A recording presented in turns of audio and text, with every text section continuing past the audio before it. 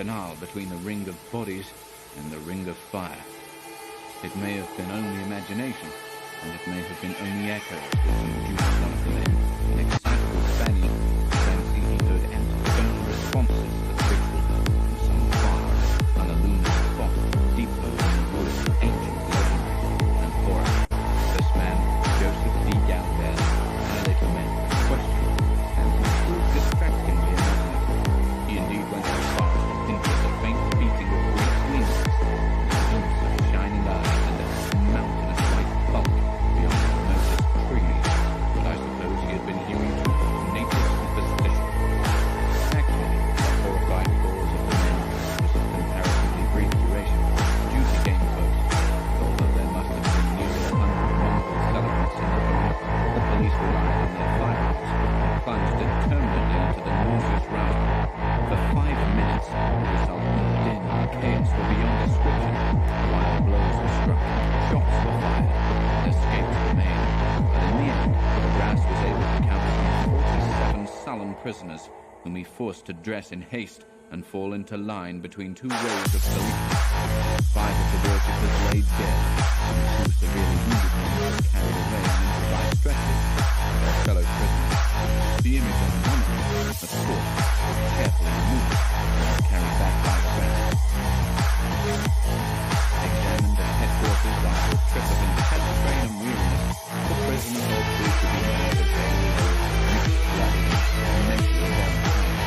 No defeat. Negroes from Morocco, largely West Indian and the class of the Cape Verde Islands, gave a culture of beauty.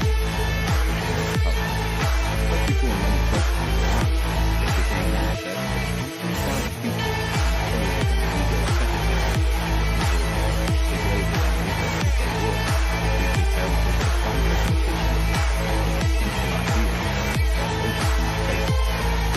The word, as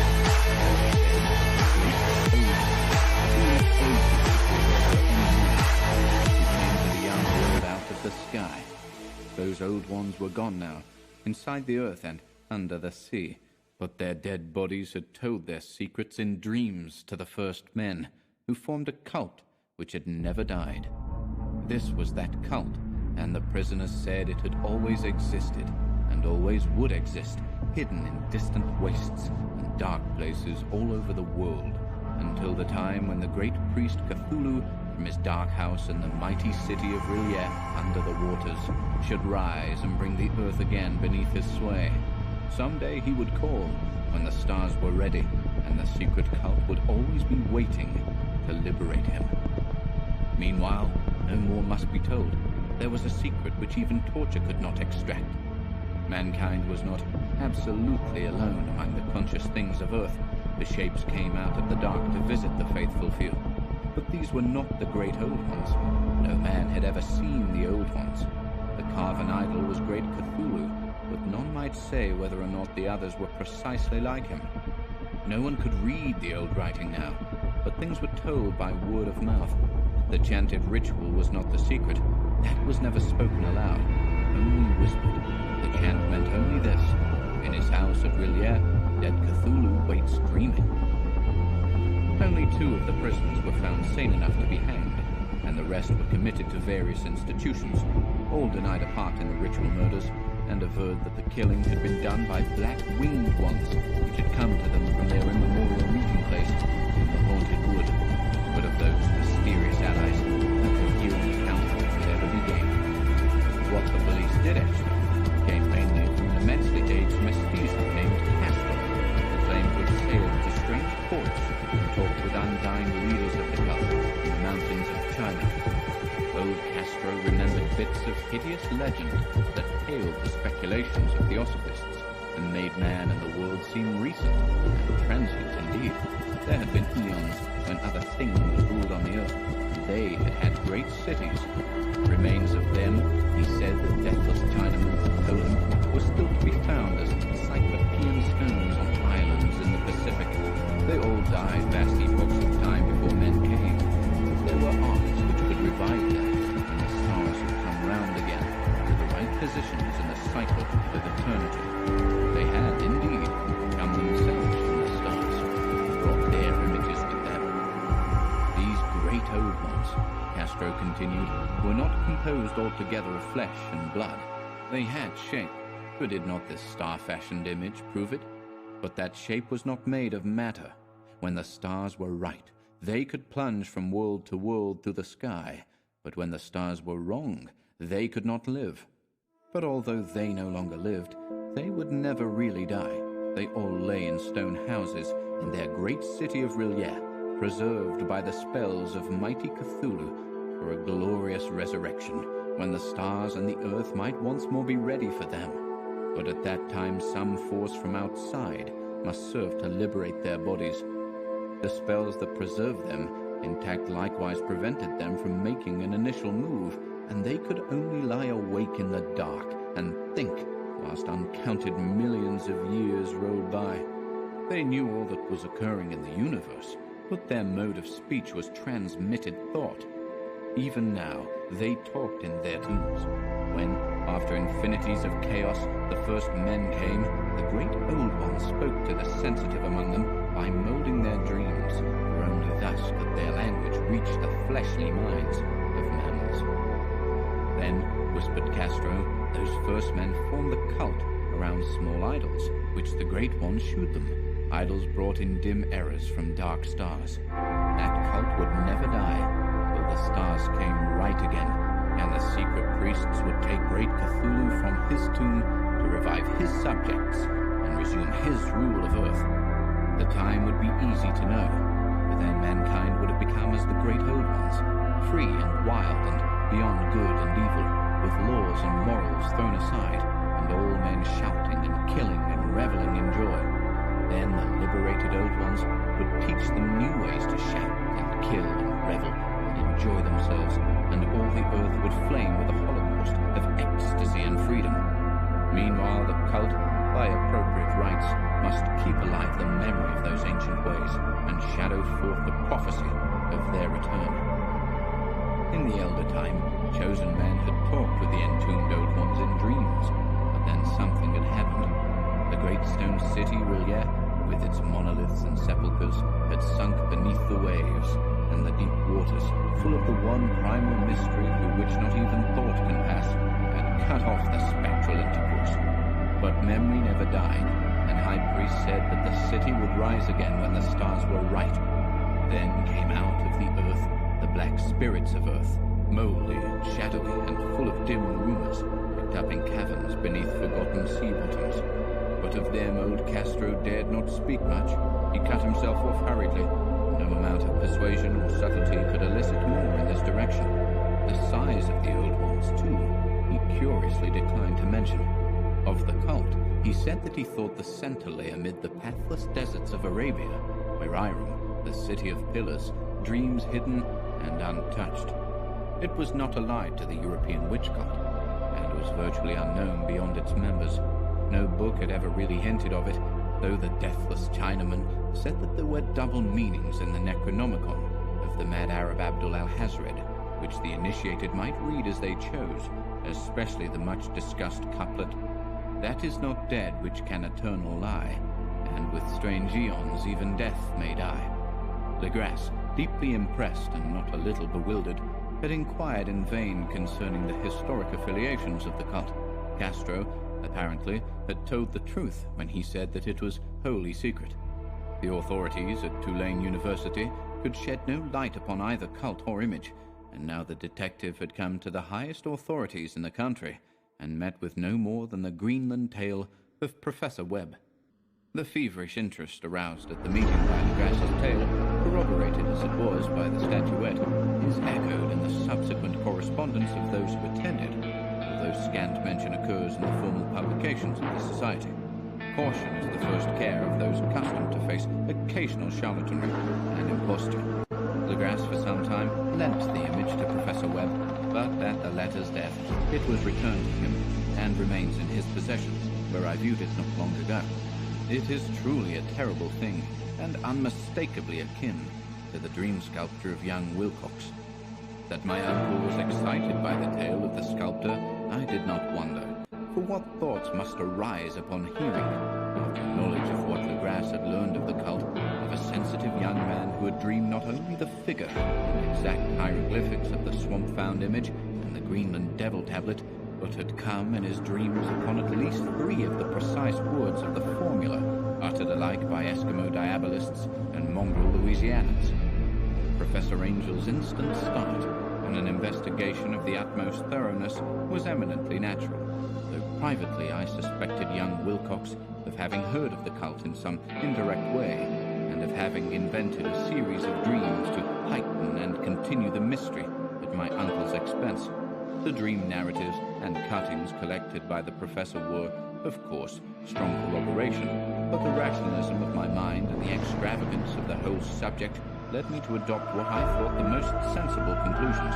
So, after thoroughly studying the manuscript again and correlating the theosophical and anthropological notes with the cult narrative of Legrasse, I made a trip to Providence to see the sculptor and give him the rebuke I thought proper for so boldly imposing upon a learned and aged man. Wilcox still lived alone in the Fleur-de-Lis building in Thomas Street, a hideous Victorian imitation of 17th century Breton architecture, which flaunts its stucco front amidst the lovely colonial houses on the ancient hill, and under the very shadow of the finest Georgian steeple in America.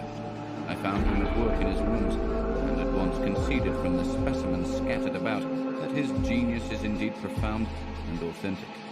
He will, I believe, sometime be heard from as one of the great decadents. He has crystallized in clay and will one day mirror in marble those nightmares and fantasies which Arthur Machen evokes in prose and Clark Ashton Smith makes visible in verse and in painting. Dark, frail, and somewhat unkempt in aspect, he turned languidly at my knock and asked me my business without rising. When I told him who I was, he displayed some interest, for my uncle had excited his curiosity in probing his strange dreams, yet had never explained the reason for the study. I did not enlarge his knowledge in this regard, but sought with some subtlety to draw him out. In a short time I became convinced of his absolute sincerity, for he spoke of the dreams in a manner none could mistake. They, and their subconscious residuum, had influenced his art profoundly, and he shewed me a morbid statue whose contours almost made me shake with the potency of its black suggestion. He could not recall having seen the original of this thing, except in his own dream bas-relief, but the outlines had formed themselves insensibly under his hands. It was, no doubt, the giant shape he had raved of in delirium, that he really knew nothing of the hidden cult, save from what my uncle's relentless catechism had let fall, he soon made clear, and again I strove to think of some way in which he could possibly have received the weird impressions. He talked of his dreams in a strangely poetic fashion, making me see with terrible vividness the damp cyclopean city of slimy greenstone, whose geometry, he oddly said, was all wrong, and hear with frightened expectancy the ceaseless, half-mental calling from underground, "Cthulhu Fhtagn, Cthulhu Fhtagn." These words had formed part of that dread ritual which told of dead Cthulhu's dream vigil in his stone vault at Rilliers, and I felt deeply moved despite my rational beliefs. Wilcox, I was sure, had heard of the cult in some casual way, and had soon forgotten it amidst the mass of his equally weird reading and imagining. Later, by virtue of its sheer impressiveness, it had found subconscious expression in dreams, in the bas-relief, and in the terrible statue I now beheld, so that his imposture upon my uncle had been a very innocent one. The youth was of a type at once slightly affected and slightly ill-mannered, which I could never like, but I was willing enough now to admit both his genius and his honesty. I took leave of him amicably, and wished him all the success his talent promises. The matter of the cult still remained to fascinate me, and at times I had visions of personal fame from researches into its origin and connections. I visited New Orleans, talked with Legrasse and others of that old-time raiding party, saw the frightful image, and even questioned such of the mongrel prisoners as still survived. Old Castro, unfortunately, had been dead for some years. What I now heard so graphically at first hand, though it was really no more than a detailed confirmation of what my uncle had written, excited me afresh, for I felt sure that I was on the track of a very real, very secret, and very ancient religion, whose discovery would make me an anthropologist of note. My attitude was still one of absolute materialism, as I wish it still were, and I discounted with almost inexplicable perversity the coincidence of the dream notes and odd cuttings collected by Professor Angel. One thing I began to suspect, and which I now fear I know, is that my uncle's death was far from natural. He fell on a narrow hill street leading up from an ancient waterfront, swarming with foreign mongrels, after a careless push from a Negro sailor. I did not forget the mixed blood and marine pursuits of the cult members in Louisiana, and would not be surprised to learn of secret methods and poison needles as ruthless and as anciently known as the cryptic rites and beliefs.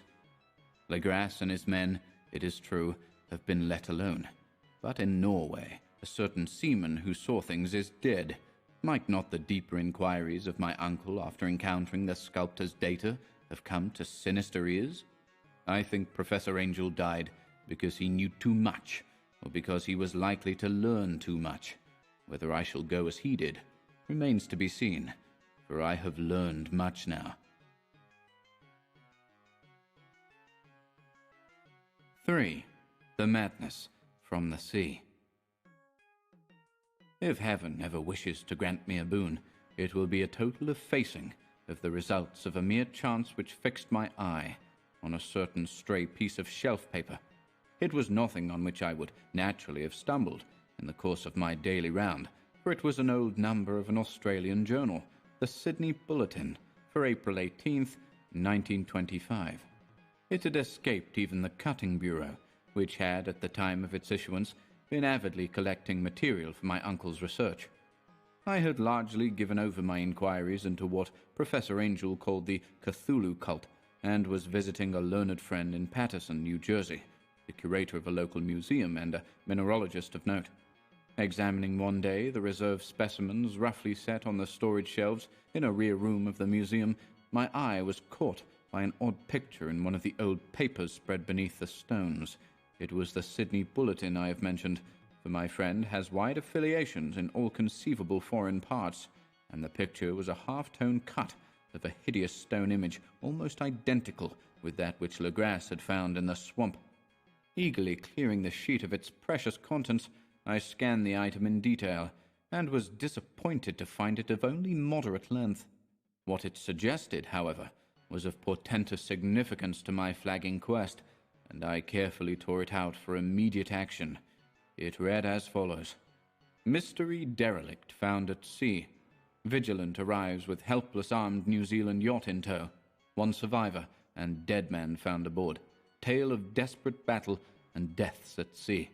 Rescued seaman refuses particulars of strange experience. Odd idol found in his possession. Inquiry to follow. The Morrison Company's freighter, Vigilant, bound from Valparaiso, arrived this morning at its wharf in Darling Harbour, having in tow the battered and disabled but heavily armed steam yacht Alert of Dunedin, New Zealand, which was sighted April 12th in south latitude 34 degrees by 21 minutes, west longitude 152 degrees by 17 minutes, with one living and one dead man aboard. The Vigilant left Valparaiso March 25th, and on April 2nd was driven considerably south of her course by exceptionally heavy storms and monster waves.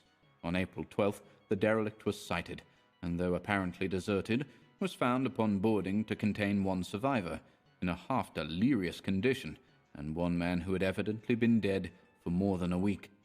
The living man was clutching a horrible stone idol of unknown origin, about a foot in height, regarding whose nature authorities at Sydney University, the Royal Society, and the museum in College Street all profess complete bafflement, and which the survivor says he found in the cabin of the yacht in a small carved shrine of common pattern.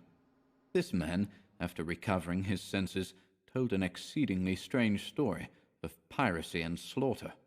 He is Gustaf Johansen, a Norwegian of some intelligence, and had been second mate of the two-masted schooner Emma of Auckland, which sailed for Callao February 20th with a complement of 11 men. The Emma, he says, was delayed and thrown widely south of her course by the great storm of March 1st, and on March 22nd in south latitude 49 degrees by 51 minutes, west longitude 128 degrees by 34 minutes, encountered the Alert, manned by a queer and evil-looking crew of Kanarkas and half-castes. Being ordered peremptorily to turn back, Captain Collins refused, whereupon the strange crew began to fire savagely and without warning upon the schooner, with a peculiarly heavy battery of brass cannon forming part of the yacht's equipment. "The Emma's men shoot fight," says the survivor, and though the schooner began to sink from shots beneath the waterline, they managed to heave alongside their enemy and board her, grappling with the savage crew on the yacht's deck, and being forced to kill them all, the number being slightly superior, because of their particularly abhorrent and desperate, though rather clumsy, mode of fighting. 3 of the Emma's men, including Captain Collins and First Mate Green, were killed, and the remaining 8 under Second Mate Johansen proceeded to navigate the captured yacht, going ahead in their original direction, to see if any reason for their ordering back had existed. The next day, it appears, they raised and landed on a small island, although none is known to exist in that part of the ocean, and 6 of the men somehow died ashore, though Johansen is queerly reticent about this part of his story, and speaks only of their falling into a rock chasm. Later, it seems, he and one companion boarded the yacht and tried to manage her, but were beaten about by the storm of April 2nd.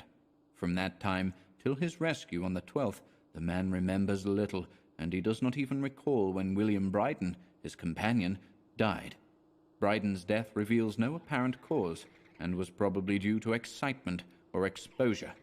Cable advices from Dunedin report that the Alert was well known there as an island trader, and bore an evil reputation along the waterfront. It was owned by a curious group of half-castes, whose frequent meetings and night trips to the woods attracted no little curiosity, and it had set sail in great haste just after the storm and earth tremors of March 1st. Our Auckland correspondent gives the Emma and her crew an excellent reputation, and Johansen is described as a sober and worthy man. The Admiralty will institute an inquiry on the whole matter beginning tomorrow, at which every effort will be made to induce Johansen to speak more freely than he has done hitherto. This was all, together with the picture of the hellish image, but what a train of ideas it started in my mind. Here were new treasuries of data on the Cthulhu cult, and evidence that it had strange interests at sea as well as on land. What motive prompted the hybrid crew to order back the Emma as they sailed about with their hideous idol? What was the unknown island on which 6 of the Emma's crew had died, and about which the mate Johansen was so secretive? What had the Vice-Admiralty's investigation brought out, and what was known of the noxious cult in Dunedin? And most marvelous of all, what deep and more than natural linkage of dates was this which gave a malign and now undeniable significance to the various turns of events so carefully noted by my uncle. March 1st, our February 28th, according to the international dateline, the earthquake and storm had come.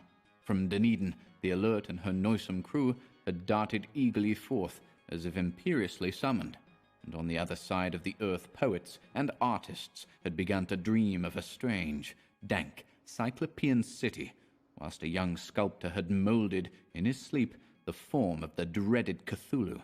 March 23rd, the crew of the Emma landed on an unknown island, and left 6 men dead, and on that date the dreams of sensitive men assumed a heightened vividness, and darkened with dread of a giant monster's malign pursuit, whilst an architect had gone mad, and a sculptor had lapsed suddenly into delirium.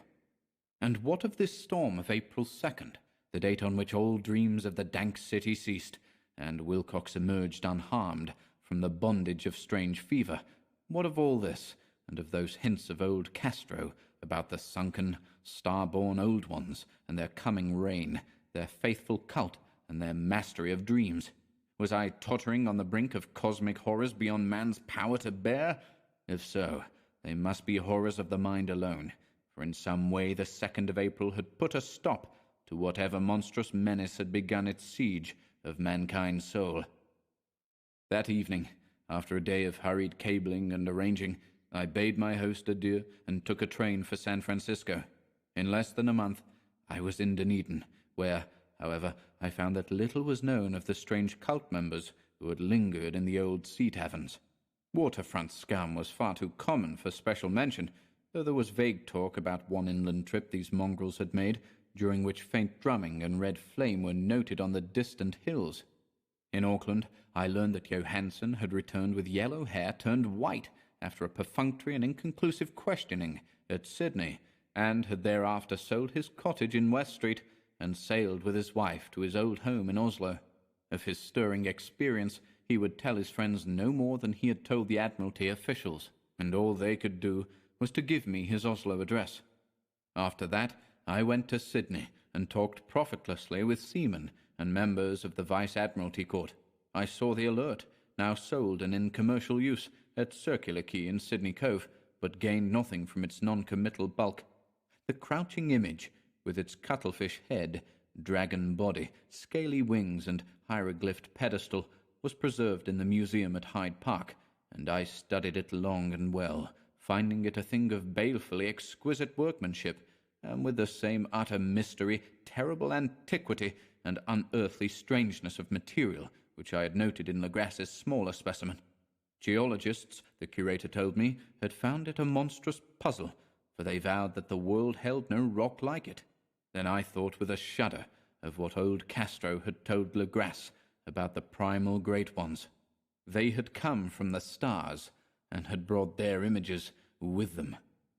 Shaken with such a mental revolution as I had never before known, I now resolved to visit mate Johansen in Oslo. Sailing for London, I re-embarked at once for the Norwegian capital, and one autumn day landed at the trim wharves in the shadow of the Egeberg.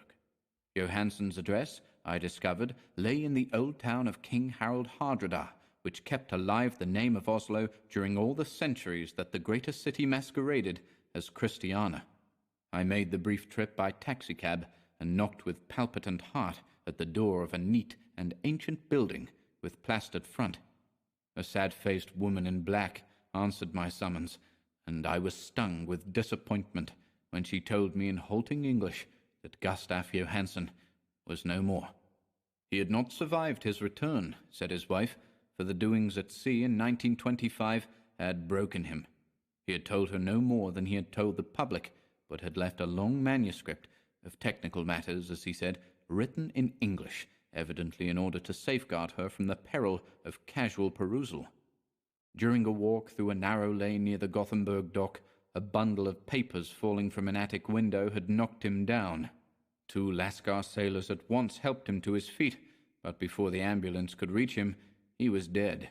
Physicians found no adequate cause for the end, and laid it to heart trouble and a weakened constitution.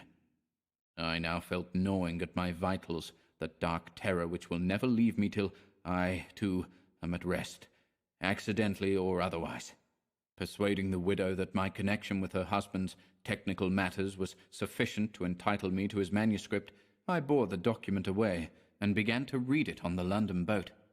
It was a simple, rambling thing, a naive sailor's effort at a post facto diary, and strove to recall day by day that last, awful voyage. I cannot attempt to transcribe it verbatim, in all its cloudiness and redundance, but I will tell its gist enough to shew why the sound of the water against the vessel's sides became so unendurable to me that I stopped my ears with cotton. Johansen, thank God, did not know quite all, even though he saw the city and the thing. But I shall never sleep calmly again when I think of the horrors that lurk ceaselessly behind life in time and in space, and of those unhallowed blasphemies from elder stars which dream beneath the sea, known and favoured by a nightmare cult, ready and eager to loose them on the world whenever another earthquake shall heave their monstrous stone city again to the sun and air. Johansen's voyage had begun just as he told it to the Vice Admiralty. The Emma, in ballast, had cleared Auckland on February 20th, and had felt the full force of that earthquake-born tempest which must have heaved up from the sea bottom the horrors that filled men's dreams. Once more under control, the ship was making good progress when held up by the Alert on March 22nd, and I could feel the mate's regret as he wrote of her bombardment and sinking. Of the swarthy cult fiends on the Alert, he speaks with significant horror. There was some peculiarly abominable quality about them, which made their destruction seem almost a duty, and Johansen shews ingenuous wonder at the charge of ruthlessness brought against his party during the proceedings of the Court of Inquiry. Then, driven ahead by curiosity in their captured yacht under Johansen's command, the men sight a great stone pillar sticking out of the sea, and in south latitude 47 degrees by 9 minutes, west longitude 126 degrees by 43 minutes, come upon a coastline of mingled mud, ooze, and weedy cyclopean masonry, which can be nothing less than the tangible substance of Earth's supreme terror, the nightmare corpse city of Rillier, that was built in measureless eons behind history by the vast, loathsome shapes that seep down from the dark stars. There lay great Cthulhu and his hordes, hidden in green slimy vaults, and sending out at last, after cycles incalculable, the thoughts that spread fear to the dreams of the sensitive, and called imperiously to the faithful to come on a pilgrimage of liberation and restoration. All this Johansen did not suspect, but God knows he soon saw enough. I suppose that only a single mountaintop, the hideous monolith-crowned citadel whereon great Cthulhu was buried, actually emerged from the waters. When I think of the extent of all that may be brooding down there, I almost wish to kill myself forthwith. Johansen and his men were awed by the cosmic majesty of this dripping Babylon of elder demons, and must have guessed without guidance that it was nothing of this or of any sane planet, or at the unbelievable size of the greenish stone blocks, at the dizzying height of the great carven monolith, and at the stupefying identity of the colossal statues and bas-reliefs, with the queer image found in the shrine on the alert, is poignantly visible in every line of the mate's frightened description. Without knowing what futurism is like, Johansen achieved something very close to it when he spoke of the city. For instead of describing any definite structure or building, he dwells only on broad impressions of vast angles and stone surfaces, surfaces too great to belong to anything right or proper for this earth, and impious with horrible images and hieroglyphs. I mention his talk about angles because it suggests something Wilcox had told me of his awful dreams. He had said that the geometry of the dream plays he saw was abnormal, non-Euclidean, and loathsomely redolent of spheres and dimensions, apart from ours. Now an unlettered seaman felt the same thing, whilst gazing at the terrible reality. Johansen and his men landed at a sloping mudbank on this monstrous acropolis, and clambered slippery up over Titan oozy blocks, which could have been no mortal staircase.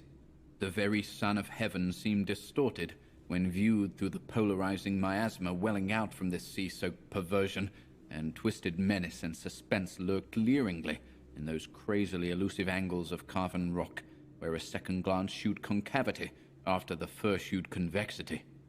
Something very like fright had come over all the explorers before anything more definite than rock and ooze and weed was seen. Each would have fled had he not feared the scorn of the others, and it was only half-heartedly that they searched, vainly as it proved, for some portable souvenir to bear away. It was Rodriguez, the Portuguese, who climbed up the foot of the monolith and shouted of what he had found. The rest followed him and looked curiously at the immense carved door with the now familiar squid dragon bas-relief. It was, Johansen said, like a great barn door, and they all felt that it was a door because of the ornate lintel, threshold, and jambs around it, though they could not decide whether it lay flat like a trapdoor or slantwise like an outside cellar door.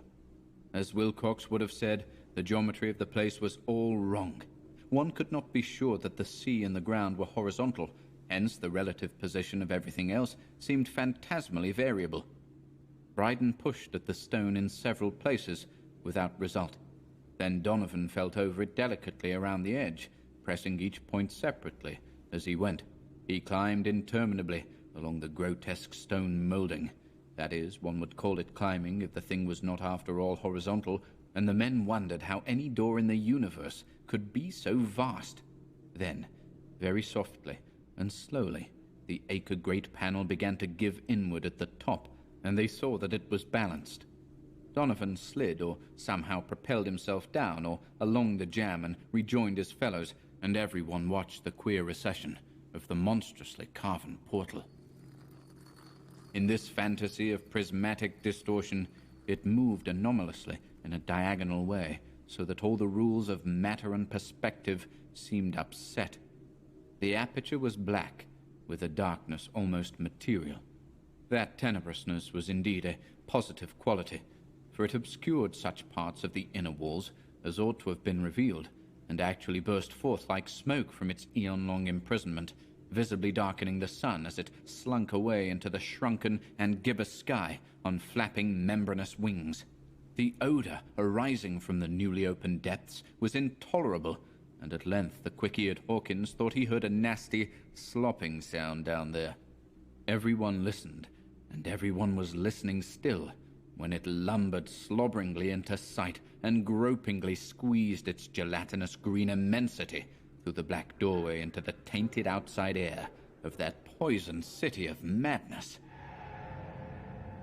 Poor Johansen's handwriting almost gave out when he wrote of this. Of the 6 men who never reached the ship, he thinks 2 perished of pure fright in that accursed instant. The thing cannot be described. There is no language for such abysms of shrieking and immemorial lunacy, such eldritch contradictions of all matter, force, and cosmic order. A mountain walked, or stumbled. God, what wonder that across the earth a great architect went mad, and poor Wilcox raved with fever in that telepathic instant. The thing of the idols, the green, sticky spawn of the stars, had awaked to claim his own. The stars were right again, and what an age-old cult had failed to do by design, a band of innocent sailors had done by accident. After vigintillions of years, great Cthulhu was loose again, and ravening for delight. 3 men were swept up by the flabby claws before anybody turned. God rest them. If there be any rest in the universe, they were Donovan, Guerrera, and Angstrom. Parker slipped as the other 3 were plunging frenziedly over endless vistas of green-crusted rock to the boat, and Johansen swears he was swallowed up by an angle of masonry which shouldn't have been there, an angle which was acute but behaved as if it were obtuse. So only Bryden and Johansen reached the boat and pulled desperately for the alert as the mountainous monstrosity flopped down the slimy stones and hesitated floundering at the edge of the water. Steam had not been suffered to go down entirely, despite the departure of all hands for the shore, and it was the work of only a few moments of feverish rushing up and down between wheel and engines to get the alert underway. Slowly, amidst the distorted horrors of that indescribable scene, she began to churn the lethal waters, whilst on the masonry of that charnel shore that was not of earth, the Titan thing from the stars slavered and gibbered like Polypheme cursing the fleeing ship of Odysseus. Then, bolder than the storied Cyclops, great Cthulhu slid greasily into the water and began to pursue with vast wave-raising strokes of cosmic potency.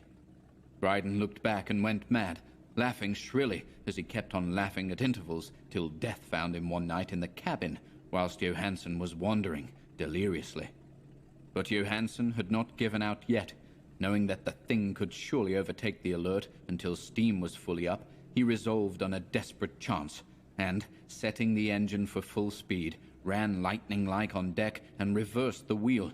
There was a mighty eddying and foaming in the noisome brine, and as the steam mounted higher and higher, the brave Norwegian drove his vessel head-on against the pursuing jelly which rose above the unclean froth like the stern of a demon galleon. The awful squid head with writhing feelers came nearly up to the bowsprit of the sturdy yacht, but Johansen drove on relentlessly.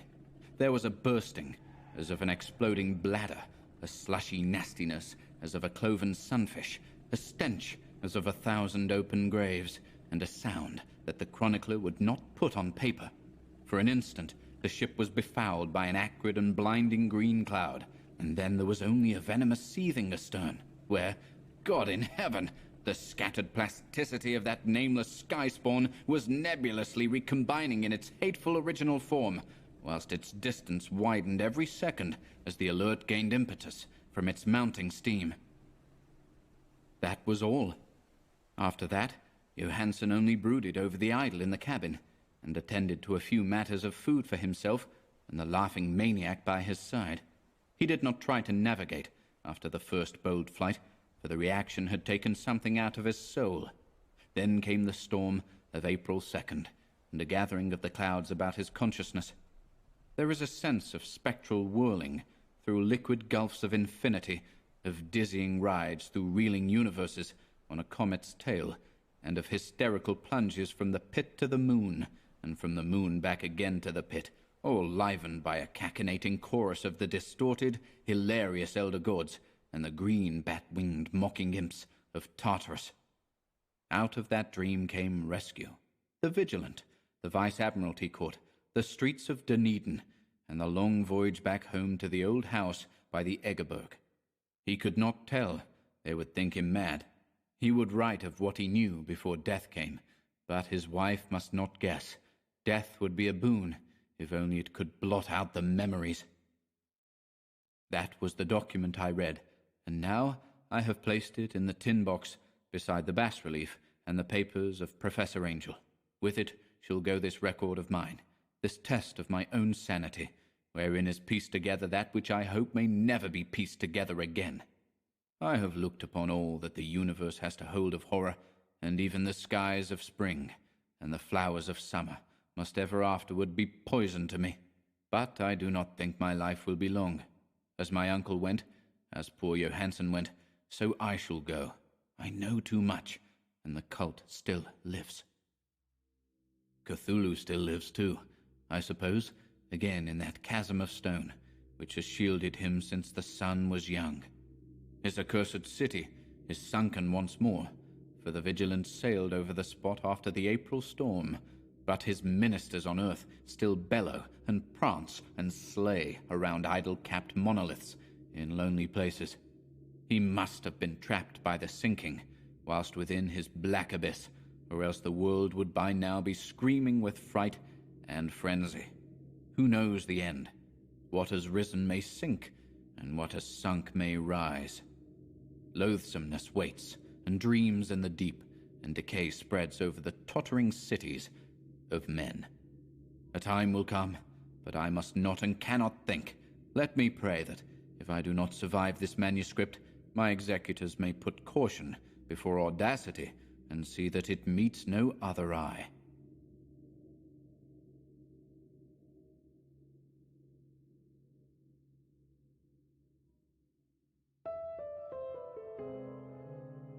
And thanks again for listening today. I very much enjoyed tackling this story for the second time. It was just as tough this time round. And as Cthulhu rests in his city of stone, I bid you farewell until next time.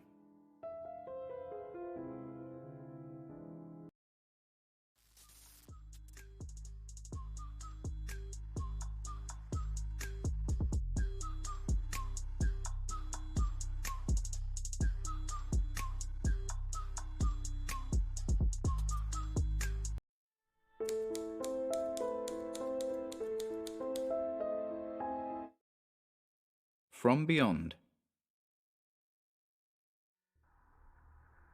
Horrible beyond conception was the change which had taken place in my best friend, Crawford Tillinghast. I had not seen him since that day, 2 months and a half before, when he had told me toward what goal his physical and metaphysical researches were leading, when he had answered my awed and almost frightened remonstrances by driving me from his laboratory and his house in a burst of fanatical rage. I had known that he now remained mostly shut in the attic laboratory with that accursed electrical machine, eating little and excluding even the servants, but I had not thought that a brief period of 10 weeks could so alter and disfigure any human creature. It is not pleasant to see a stout man suddenly grown thin, and it is even worse when the baggy skin becomes yellowed or greyed, the eyes sunken, circled, and uncannily glowing, the forehead veined and corrugated, and the hands tremulous and twitching. And if added to this there be a repellent unkemptness, a wild disorder of dress, a bushiness of dark hair white at the roots, and an unchecked growth of pure white beard on a face once clean-shaven, the cumulative effect is quite shocking. But such was the aspect of Crawford Tillinghast on the night his half-coherent message brought me to his door after my weeks of exile, such the spectre that trembled as it admitted me, candle in hand, and glanced furtively over its shoulder as if fearful of unseen things in the ancient, lonely house set back from Benevolent Street. That Crawford Tillinghast should ever have studied science and philosophy was a mistake. These things should be left to the frigid and impersonal investigator, for they offer two equally tragic alternatives to the man of feeling and action: despair if he fail in his quest, and terrors unutterable and unimaginable if he succeed. Tillinghast had once been the prey of failure, solitary and melancholy, but now I knew, with nauseating fears of my own, that he was the prey of success. I had indeed warned him 10 weeks before, when he burst forth with his tale of what he felt himself about to discover. He had been flushed and excited then, talking in a high and unnatural, though always pedantic voice. "What do we know," he had said, "of the world and the universe about us?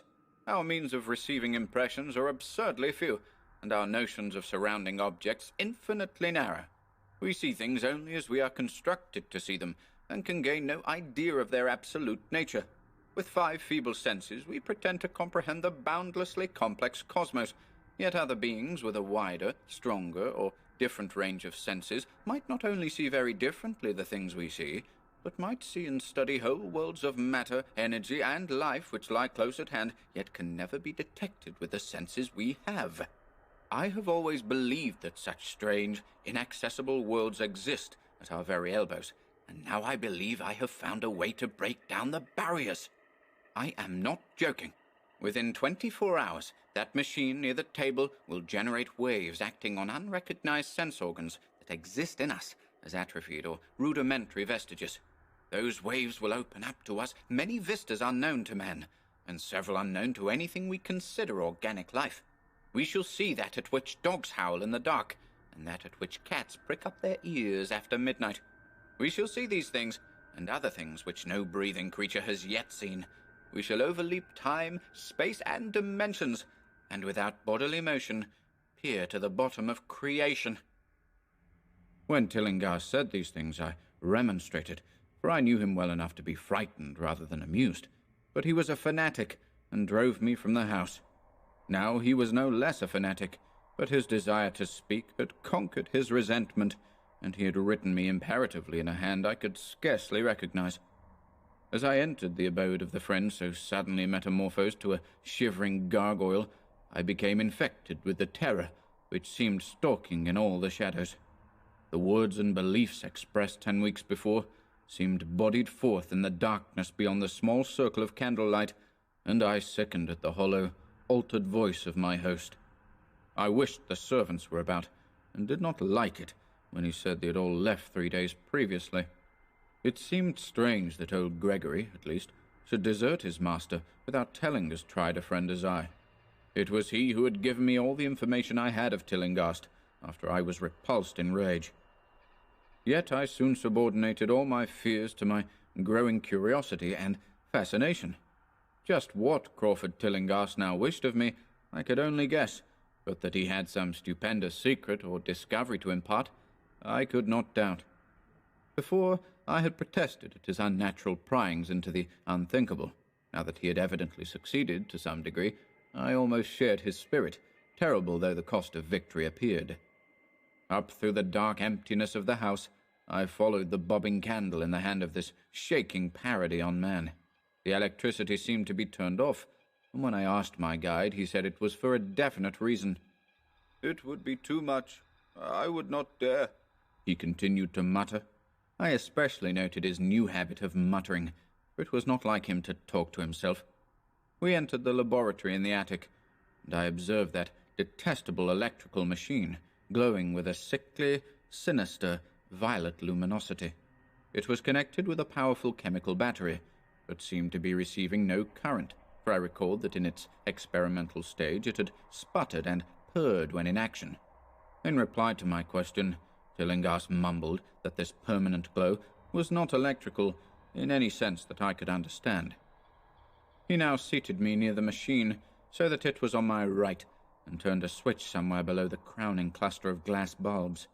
The usual sputtering began, turned to a whine, and terminated in a drone so soft as to suggest a return to silence.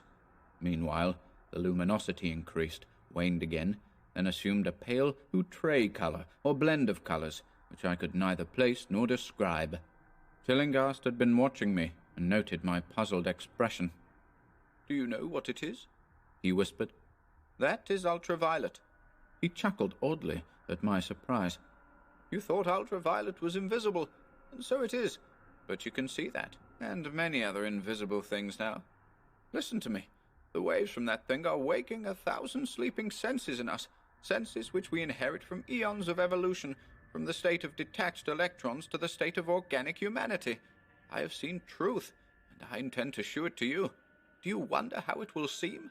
I will tell you." Here Tillinghast seated himself directly opposite me, blowing out his candle and staring hideously into my eyes. "Your existing sense organs, ears first, I think, will pick up many of the impressions, for they are closely connected with the dormant organs. Then there will be others. You have heard of the pineal gland?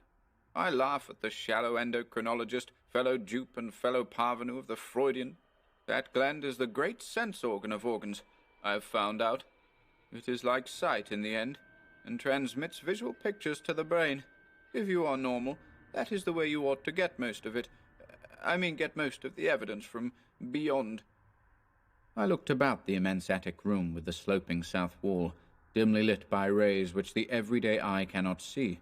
The far corners were all shadows, and the whole place took on a hazy unreality which obscured its nature and invited the imagination to symbolism and phantasm. During the interval that Tillinghast was silent, I fancied myself in some vast and incredible temple of long-dead gods, some vague edifice of innumerable black stone columns reaching up from a floor of damp slabs to a cloudy height beyond the range of my vision. The picture was very vivid for a while, but gradually gave way to a more horrible conception, that of utter, absolute solitude in infinite, sightless, soundless space. There seemed to be a void, and nothing more, and I felt a childish fear which prompted me to draw from my hip pocket the revolver I always carried after dark, since the night I was held up in East Providence. Then, from the farthermost regions of remoteness, the sound softly glided into existence. It was infinitely faint, subtly vibrant, and unmistakably musical, but held a quality of surpassing wildness which made its impact feel like a delicate torture of my whole body. I felt sensations like those one feels when accidentally scratching ground glass. Simultaneously, there developed something like a cold draught, which apparently swept past me from the direction of the distant sound. As I waited breathlessly, I perceived that both sound and wind were increasing, the effect being to give me an odd notion of myself as tied to a pair of rails in the path of a gigantic, approaching locomotive. I began to speak to Tillinghast, and as I did so, all the unusual impressions abruptly vanished.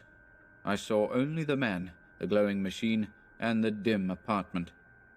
Tillinghast was grinning repulsively at the revolver which I had almost unconsciously drawn, but from his expression I was sure he had seen and heard as much as I, if not a great deal more.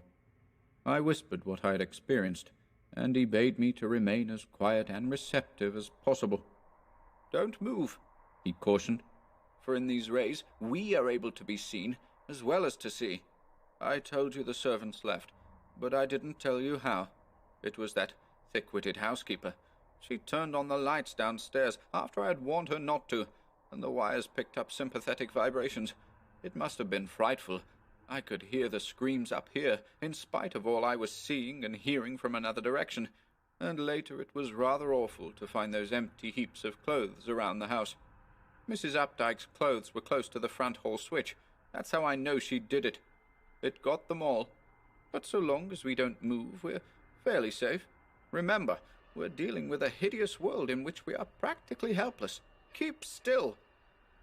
The combined shock of the revelation and of the abrupt command gave me a kind of paralysis, and in my terror my mind again opened to the impressions, coming from what Tillinghast called beyond. I was now in a vortex of sound and motion, with confused pictures before my eyes. I saw the blurred outlines of the room, but from some point in space there seemed to be pouring a seething column of unrecognizable shapes or clouds, penetrating the solid roof at a point ahead and to the right of me. Then I glimpsed the temple-like effect again, but this time the pillars reached up into an aerial ocean of light, which sent down one blinding beam along the path of the cloudy column I had seen before. After that, the scene was almost wholly kaleidoscopic, and in the jumble of sights, sounds, and unidentified sense impressions, I felt that I was about to dissolve or in some way lose the solid form. One definite flash I shall always remember. I seemed for an instant to behold a patch of strange night sky filled with shining, revolving spheres, and as it receded, I saw that the glowing suns formed a constellation or galaxy of settled shape, the shape being the distorted face of Crawford Tillinghast. At another time, I felt the huge animate things brushing past me, and occasionally walking or drifting through my supposedly solid body, and thought I saw Tillinghast look at them, as though his better-trained senses could catch them visually. I recalled what he had said of the pineal gland, and wondered what he saw with this preternatural eye. Suddenly, I myself became possessed of a kind of augmented sight. Over and above the luminous and shadowy chaos arose a picture which, though vague, held the elements of consistency and permanence. It was indeed somewhat familiar, for the unusual part was superimposed upon the usual terrestrial scene, much as a cinema view may be thrown upon the painted curtain of a theatre. I saw the attic laboratory, the electrical machine, and the unsightly form of Tillinghast opposite me. But of all the space unoccupied by familiar material objects, not one particle was vacant. Indescribable shapes, both alive and otherwise, were mixed in disgusting disarray, and close to every known thing were whole worlds of alien, unknown entities. It likewise seemed that all the known things entered into the composition of other unknown things, and vice versa. Foremost among the living objects were great inky, jellyish monstrosities, which flabbily quivered in harmony with the vibrations from the machine. They were present in loathsome profusion, and I saw to my horror that they overlapped, that they were semi-fluid and capable of passing through one another and through what we know as solids. These things were never still, but seemed ever floating about with some malignant purpose. Sometimes they appeared to devour one another, the attacker launching itself at its victim and instantaneously obliterating the latter from sight. Shudderingly, I felt that I knew what had obliterated the unfortunate servants, and could not exclude the things from my mind, as I strove to observe other properties of the newly visible world that lies unseen around us. But Tillinghast had been watching me, and was speaking. "You see them? You see them? You see the things that float and flop about you and through you every moment of your life? You see the creatures that form what men call the pure air and the blue sky? Have I not succeeded in breaking down the barrier? Have I not shewn you worlds that no other living men have seen?" I heard him scream through the horrible chaos, and looked at the wild face thrust so offensively close to mine. His eyes were pits of flame, and they glared at me with what I now saw was overwhelming hatred. The machine droned detestably. "You think those floundering things wiped out the servants? Fool! They are harmless. But the servants are gone, aren't they? You tried to stop me. You discouraged me when I needed every drop of encouragement I could get. You were afraid of the cosmic truth, you damned coward. But now I've got you. What swept up the servants? What made them scream so loud? Don't know, eh? You'll know soon enough. Look at me. Listen to what I say. Do you suppose there are really any such things as time and magnitude? Do you fancy there are such things as form or matter? I tell you, I have struck depths that your little brain can't picture. I have seen beyond the bounds of infinity, and drawn down demons from the stars. I have harnessed the shadows that stride from world to sow death and madness. Space belongs to me. Do you hear? Things are hunting me now, the things that devour and dissolve. But I know how to elude them. It is you they will get, as they got the servants. Stirring, dear sir? I told you it was dangerous to move." I have saved you so far by telling you to keep still, saved you to see more sights and to listen to me. If you had moved, they would have been at you long ago. Don't worry. They won't hurt you. They didn't hurt the servants. It was seeing that made the poor devils scream so. My pets are not pretty. They come out of places where aesthetic standards are very different. Disintegration is quite painless, I assure you. But I want you to see them. I almost saw them, but I knew how to stop. You're not curious? I always knew you were no scientist. Trembling, eh? Trembling with anxiety to see the ultimate things I've discovered? Why don't you move, then? Tired? Well, don't worry, my friend, for they are coming. Look! Look! Curse you, look! It's just over your left shoulder. What remains to be told is very brief, and may be familiar to you from the newspaper accounts. The police heard a shot in the old Tillinghast house, and found us there, Tillinghast dead, and me unconscious. They arrested me because the revolver was in my hand, but released me in 3 hours, after they found it was apoplexy which had finished Tillinghast, and saw that my shot had been directed at the noxious machine, which now lay hopelessly shattered on the laboratory floor. I did not tell very much of what I had seen, for I feared the coroner would be skeptical, but from the evasive outline I did give, the doctor told me that I had undoubtedly been hypnotized by the vindictive and homicidal madman. I wish I could believe that, Doctor. It would help my shaky nerves if I could dismiss what I now have to think of the air and the sky about and above me. I never feel alone or comfortable, and a hideous sense of pursuit sometimes comes chillingly on me when I am weary. What prevents me from believing the doctor is this one simple fact, that the police never found the bodies of those servants whom they say Crawford Tillinghast murdered.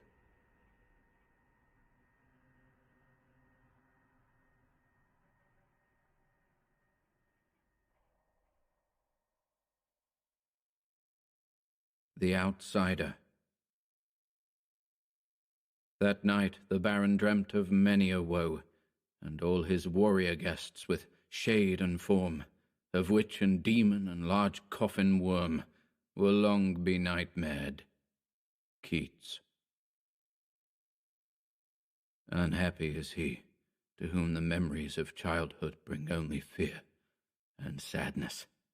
Wretched is he who looks back upon lone hours in vast and dismal chambers with brown hangings and maddening rows of antique books, or upon awed watches in twilight groves of grotesque, gigantic, and vine-encumbered trees that silently wave twisted branches far aloft.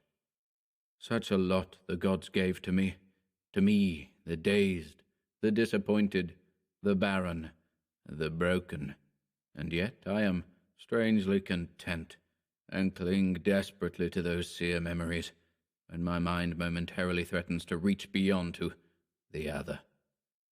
I know not where I was born, save that the castle was infinitely old and infinitely horrible, full of dark passages and having high ceilings where the eye could find only cobwebs and shadows.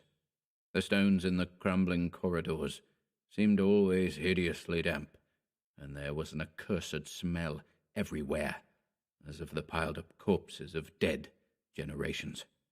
It was never light, so that I used sometimes to light candles and gaze steadily at them for relief, nor was there any sun outdoors, since the terrible trees grew high above the topmost accessible tower. There was one black tower, which reached above the trees into the unknown outer sky, but that was partly ruined, and could not be ascended, save by a well-nigh impossible climb up the sheer wall, stone by stone. I must have lived years in this place, but I cannot measure the time. Beings must have cared for my needs, yet I cannot recall any person, except myself, or anything alive but the noiseless rats and bats and spiders. I think that whoever nursed me must have been shockingly aged, since my first conception of a living person was that of something mockingly like myself, yet distorted, shriveled, and decaying like the castle. To me, there was nothing grotesque in the bones and skeletons that strode some of the stone crypts deep down among the foundations. I fantastically associated these things with everyday events, and thought them more natural than the colored pictures of living beings which I found in many of the mouldy books. From such books I learned all that I know. No teacher urged or guided me, and I do not recall hearing any human voice in all those years, not even my own. For although I had read of speech, I had never thought to try to speak aloud. My aspect was a matter equally unthought of, for there were no mirrors in the castle, and I merely regarded myself by instinct as akin to the youthful figures I saw drawn and painted in the books. I felt conscious of youth because I remembered so little. Outside, across the putrid moat, and under the dark, mute trees, I would often lie and dream for hours about what I read in the books, and would longingly picture myself amidst gay crowds in the sunny world beyond the endless forest. Once I tried to escape from the forest, but as I went farther from the castle, the shade grew denser, and the air more filled with brooding fear, so that I ran frantically back, lest I lose my way in a labyrinth of nighted silence. So through endless twilights I dreamed and waited, though I knew not what I waited for. Then, in the shadowy solitude, my longing for light grew so frantic that I could rest no more, and I lifted entreating hands to the single black ruined tower that reached above the forest into the unknown outer sky. And at last I resolved to scale that tower, fall though I might, since it were better to glimpse the sky and perish than to live without ever beholding day. In the dank twilight I climbed the worn and aged stone stairs till I reached the level where they ceased, and thereafter clung perilously to small footholds leading upward. Ghastly and terrible was that dead, stairless cylinder of rock, black, ruined and deserted, and sinister with startled bats whose wings made no noise. But more ghastly and terrible still was the slowness of my progress, for climb as I might, the darkness overhead grew no thinner, and a new chill as of haunted and venerable mould assailed me. I shivered as I wondered why I did not reach the light, and would have looked down had I dared. I fancied that night had come suddenly upon me, and vainly groped with one free hand for a window embrasure, that I might peer out and above, and try to judge the height I had attained. All at once, after an infinity of awesome, sightless crawling up that concave and desperate precipice, I felt my head touch a solid thing, and I knew I must have gained the roof, or at least some kind of floor.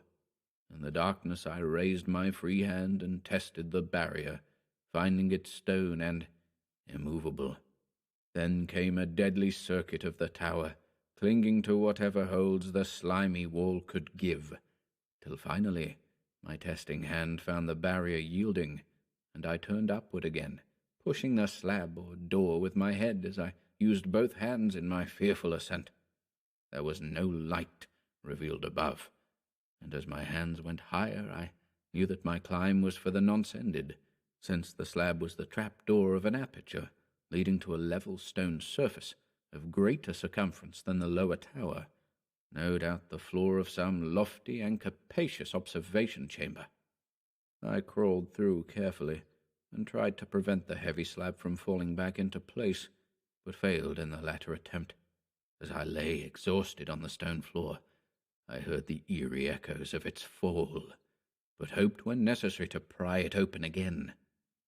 Believing I was now at a prodigious height, far above the accursed branches of the wood, I dragged myself up from the floor and fumbled about for windows, that I might look for the first time upon the sky and the moon and stars of which I had read.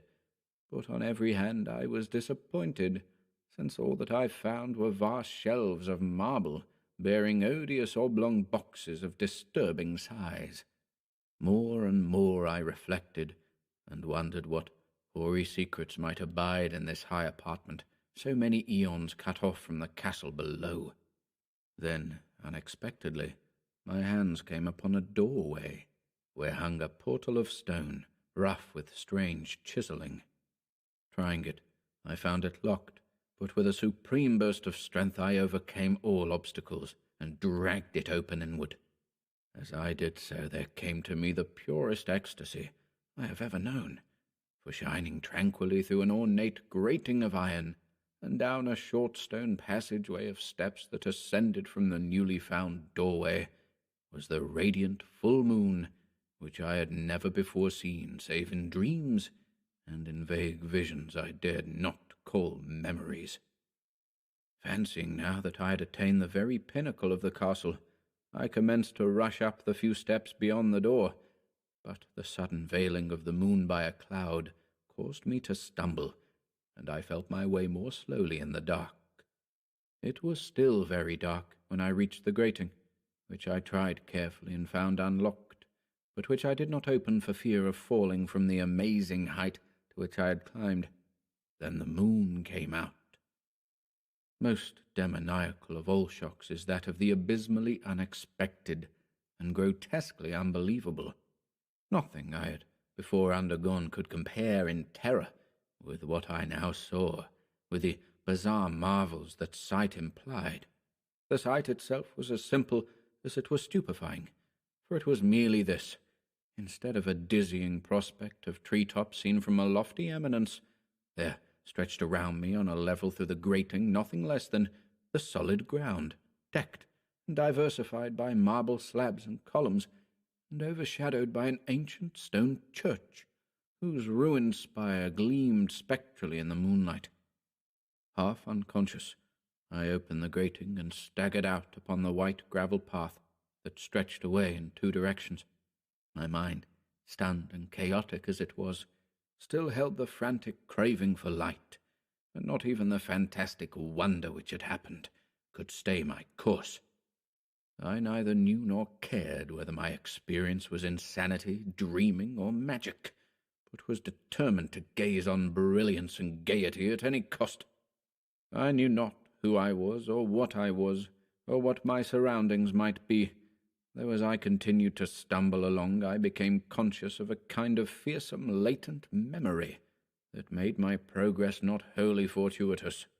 I passed under an arch out of that region of slabs and columns, and wandered through the open country, sometimes following the visible road, but sometimes leaving it curiously to tread across meadows, where only occasional ruins bespoke the ancient presence of a forgotten road. Once I swam across a swift river where crumbling, mossy masonry told of a bridge long vanished. Over 2 hours must have passed before I reached what seemed to be my goal, a venerable ivied castle in a thickly wooded park, maddeningly familiar, yet full of perplexing strangeness to me. I saw that the moat was filled in, and that some of the well-known towers were demolished, whilst new wings existed to confuse the beholder. But what I observed with chief interest and delight were the open windows, gorgeously ablaze with light and sending forth sound of the gayest revelry. Looked in and saw an oddly dressed looking merry and speaking brightly to one another.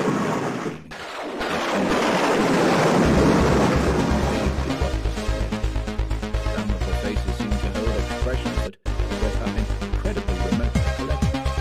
Others utterly alien. I now stepped through the low window into the brilliantly lighted room, stepping as I did so from my single bright moment of hope to my blackest convulsion of despair and realization. The nightmare was quick to come, for as I entered, there occurred immediately one of the most terrifying demonstrations I'd ever conceived. Scarcely had I crossed the sill, when there descended upon the whole company a sudden and unheralded fear of hideous intensity, distorting every face and evoking the most horrible screams from nearly every throat. Flight was universal, and in the clamour and panic several fell in a swoon and were dragged away by their madly fleeing companions. Many covered their eyes with their hands and plunged blindly and awkwardly in their race to escape. overturning furniture and stumbling against the walls before they managed to reach one of the many doors. The cries were shocking, and as I stood in the brilliant apartment, alone and dazed, listening to their vanishing echoes, I trembled at the thought of what might be lurking near me unseen. At a casual inspection, the room seemed deserted, but when I moved toward one of the alcoves, I thought I detected a presence there, a hint of motion beyond the golden arched doorway leading to another and somewhat similar room.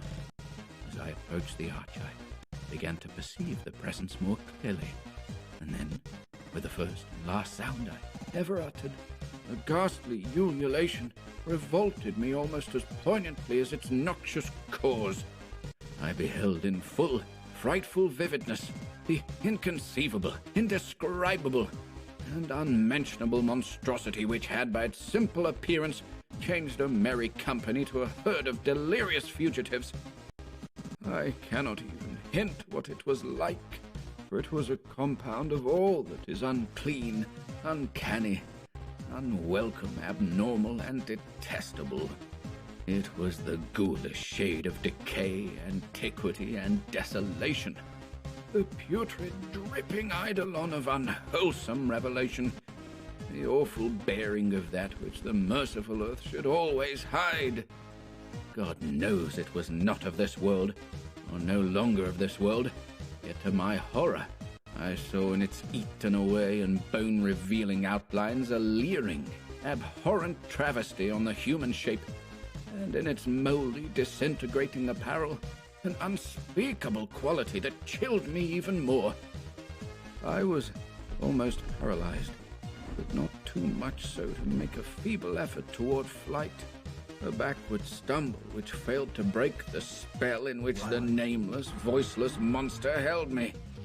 My eyes, bewitched by the glassy orbs which stared loathsomely into them, refused to close, though they were mercifully blurred, and showed the terrible object but indistinctly after the first shock. I tried to raise my hand to shut out the sight, yet so stunned were my nerves that my arm could not fully obey my will. The attempt, however, was enough to disturb my balance, so that I had to stagger forward several steps to avoid falling. As I did so, I became suddenly and agonizingly aware of the nearness of the carrion thing, whose hideous, hollow breathing I half fancied I could hear. Nearly mad, I found myself yet able to throw out a hand to ward off the fetid apparition which pressed so close, when in one cataclysmic second of cosmic nightmarishness and hellish accident, my fingers touched the rotting, outstretched paw of the monster beneath the golden arch. I did not shriek, but all the fiendish ghouls that ride the night wind shrieked for me, as in that same second there crashed down upon my mind a single and fleeting avalanche of soul-annihilating memory. I knew in that second all that had been. I remembered beyond the frightful castle and the trees, and recognized the altered edifice in which I now stood. I recognized, most terrible of all, the unholy abomination that stood leering before me as I withdrew my sullied fingers from its own. But in the cosmos there is balm as well as bitterness, and that balm is nepenthe. In the supreme horror of that second I forgot what had horrified me, and the burst of black memory vanished in a chaos of echoing images. In a dream I fled from that haunted and accursed pile and ran swiftly and silently in the moonlight. When I returned to the churchyard place of marble and went down the steps, I found the stone trapdoor immovable. But I was not sorry, for I had hated the antique castle and the trees. Now I ride with the mocking and friendly ghouls on the night wind, and play by day amongst the catacombs of Nephron Ka, in the sealed and unknown valley of Hadoth by the Nile. I know that light is not for me, save that of the moon over the rock tombs of Neb, nor any gaiety, save the unnamed feasts of Night Tokris beneath the Great Pyramid. Yet in my new wildness and freedom, I almost welcome the bitterness of alienage. For although Nepenthe has calmed me, I know always that I am an outsider, a stranger in this century, and among those who are still men. This I have known ever since I stretched out my fingers to the abomination within that great gilded frame. Stretched out my fingers, touched a cold and unyielding surface of polished glass.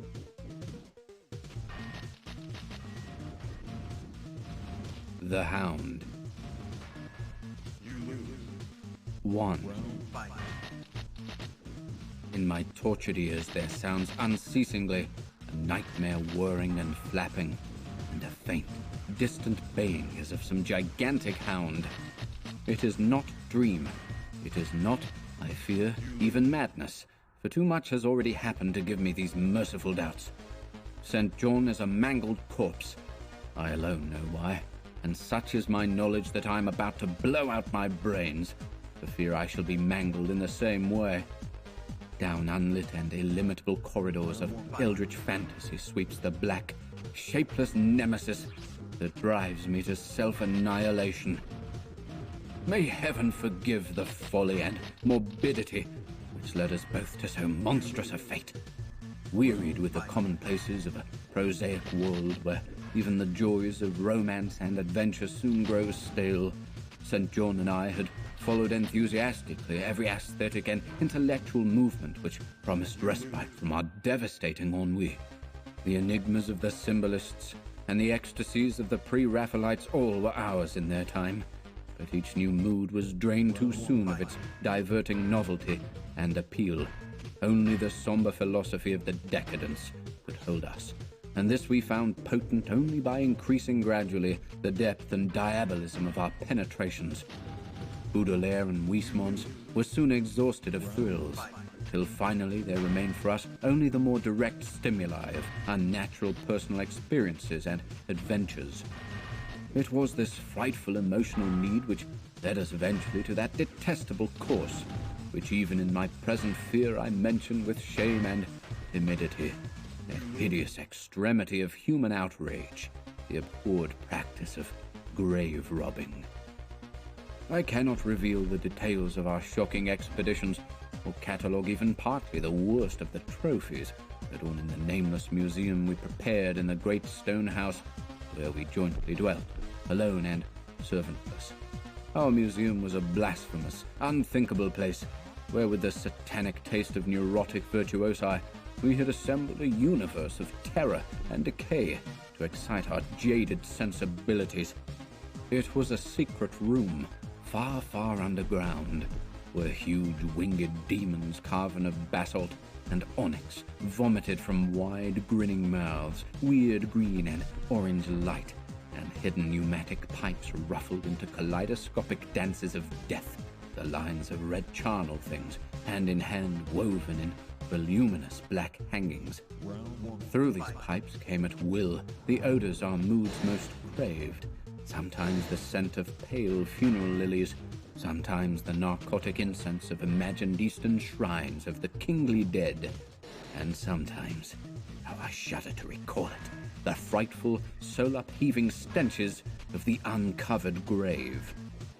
Around the walls of this repellent chamber were cases of antique mummies, alternating with comely, lifelike bodies perfectly stuffed and cured by the taxidermist's art, and with headstones snatched from the oldest churchyards of the world. Niches here and there contained skulls of all shapes and heads preserved in various stages of dissolution. There one might find the rotting, bald pates of famous noblemen, and the fresh and radiantly golden heads of new buried children. Statues and paintings there were, all of fiendish subjects, and some executed by St. John and myself. A locked portfolio, bound in tanned human skin, held certain unknown and unnameable drawings which it was rumored Goya had perpetrated, but dared not acknowledge. There were nauseous musical instruments, stringed, brass, and woodwind, on which St. John and I sometimes produced dissonances of exquisite morbidity and cacodemoniacal ghastliness. whilst in a multitude of inlaid ebony cabinets reposed the most incredible and unimaginable variety of tomb loot ever assembled by human madness and perversity. It is of this loot in particular that I must not speak. Thank God I had the courage to destroy it long before I thought of destroying myself. The predatory excursions on which we collected our unmentionable treasures were always artistically memorable events. We were no vulgar ghouls, but worked only under certain conditions of mood, landscape, environment, weather, season, and moonlight. These pastimes were to us the most exquisite form of aesthetic expression, and we gave their details a fastidious technical care. An inappropriate hour, a jarring lighting effect, or a clumsy manipulation of the damp sword would almost totally destroy for us that ecstatic titillation which followed the exhumation of some ominous, grinning secret of the earth. Our quest for novel scenes and piquant conditions was feverish and insatiate. St. John was always the leader, and he it was who led the way at last to that mocking, that accursed spot which brought us our hideous and inevitable doom. By what malign fatality were we lured to that terrible Holland churchyard? I think it was the dark rumor and legendary, the tales of one buried for 5 centuries, who had himself been a ghoul in his time and had stolen a potent thing from a mighty sepulchre. I can recall the scene in these final moments, the pale autumnal moon over the graves, casting long, horrible shadows, the grotesque trees drooping sullenly to meet the neglected grass and the crumbling slabs, the vast legions of strangely colossal bats that flew against the moon, the antique ivied church pointing a huge spectral finger at the livid sky, the phosphorescent insects that danced like death fires under the yews in a distant corner, the odors of mold, vegetation, and less explicable things that mingled feebly with the night wind from over far swamps and seas, and worst of all, the faint, deep-toned baying of some gigantic hound, which we could neither see nor definitely place. As we heard this suggestion of baying, we shuddered, remembering the tales of the peasantry, for he whom we sought had centuries before been found in this selfsame spot, torn and mangled by the claws and teeth of some unspeakable beast. I remembered how we delved in this ghoul's grave with our spades, and how we thrilled at the picture of ourselves, the grave, the pale watching moon, the horrible shadows, the grotesque trees, the titanic bats, the antique church, the dancing death fires, the sickening odors, the gently moaning night wind, and the strange, half-heard directionless baying, of whose objective existence we could scarcely be sure. Then we struck a substance harder than the damp mold, and beheld a rotting oblong box crusted with mineral deposits from the long, undisturbed ground. It was incredibly tough and thick, but so old that we finally pried it open and feasted our eyes on what it held. Much, amazingly much, was left of the object, despite the lapse of 500 years. The skeleton, though crushed in places by the jaws of the thing that had killed it, held together with surprising firmness, and we gloated over the clean white skull and its long, firm teeth and its eyeless sockets that once had glowed with a charnel fever like our own. In the coffin lay an amulet of curious and exotic design, which had apparently been worn around the sleeper's neck. It was the oddly conventionalized figure of a crouching winged hound, or sphinx with a semi-canine face, and was exquisitely carved in antique oriental fashion from a small piece of green jade. The expression on its features was repellent in the extreme, savoring at once of death, bestiality, and malevolence. Around the base was an inscription in characters which neither St. John nor I could identify, and on the bottom, like a maker's seal, was graven a grotesque and formidable skull. Immediately upon beholding this amulet, we knew that we must possess it, that this treasure alone was our logical pelf from the centuried grave. Even had its outlines been unfamiliar, we would have desired it, but as we looked more closely, we saw that it was not wholly unfamiliar. Alien it indeed was to all art and literature which sane and balanced readers know, but we recognized it as the thing hinted of in the forbidden Necronomicon of the mad Arab Abdul al-Hazred, the ghastly soul symbol of the corpse-eating cult of inaccessible Leng in Central Asia. All too well did we trace the sinister lineaments described by the old Arab demonologist. Lineaments, he wrote, drawn from some obscure supernatural manifestation of the souls of those who vexed and gnawed at the dead. Seizing the green jade object, we gave a last glance at the bleached and cavern-eyed face of its owner, and closed up the grave as we found it. As we hastened from that abhorrent spot, the stolen amulet in St. John's pocket, we thought we saw the bats descend in a body to the earth we had so lately rifled, as if seeking for some cursed and unholy nourishment. But the autumn moon shone weak and pale, and we could not be sure. So, too, as we sailed the next day away from Holland to our home, we thought we heard the faint, distant baying of some gigantic hound in the background. But the autumn wind moaned sad and wan, and we could not be sure. 2. Less than a week after our return to England, strange things began to happen. We lived as recluses, devoid of friends, alone and without servants in a few rooms of an ancient manor house on a bleak and unfrequented moor, so that our doors were seldom disturbed by the knock of the visitor. Now, however, we were troubled by what seemed to be frequent fumblings in the night, not only around the doors, but around the windows also, upper as well as lower. Once we fancied that a large, opaque body darkened the library window when the moon was shining against it, and another time we thought we heard a whirring or flapping sound not far off. On each occasion, investigation revealed nothing, and we began to ascribe the occurrences to imagination alone, that same curiously disturbed imagination, which still prolonged in our ears the faint far baying we thought we had heard in the Holland churchyard.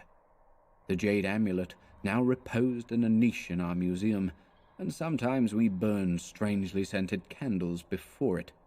We read much in Al-Hazred's Necronomicon about its properties, and about the relation of ghouls' souls to the objects it symbolized, and were disturbed by what we read. Then terror came. On the night of September 24th, I heard a knock at my chamber door. Fancying it St. John's, I bade the knocker enter, but was answered only by a shrill laugh. There was no one in the corridor. When I aroused St. John from his sleep, he professed entire ignorance of the event, and became as worried as I. It was that night that the faint, distant baying over the moor became to us a certain and dreaded reality. 4 days later, whilst we were both in the hidden museum, there came a low, cautious scratching at the single door which led to the secret library staircase. Our alarm was now divided, for besides our fear of the unknown, we had always entertained a dread that our grisly collection might be discovered. Extinguishing all lights, we proceeded to the door and threw it suddenly open, whereupon we felt an unaccountable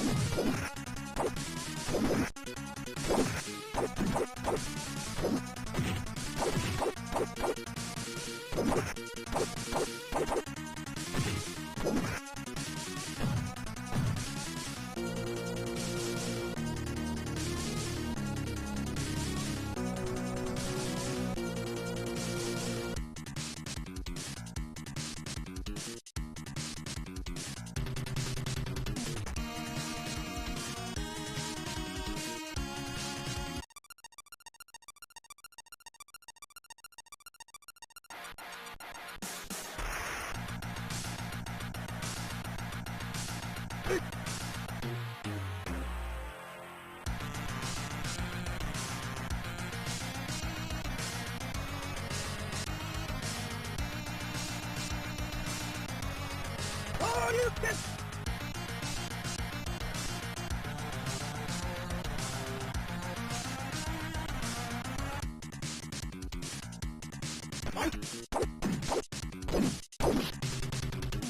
No, that's fire!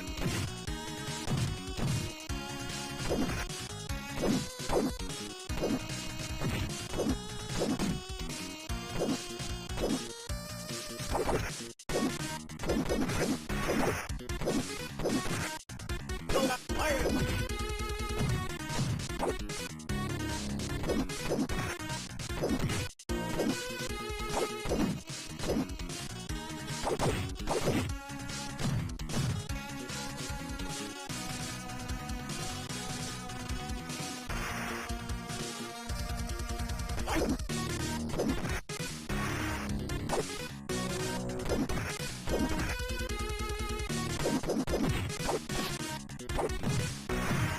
No, that's fire! No, that's fire! No, that's fire!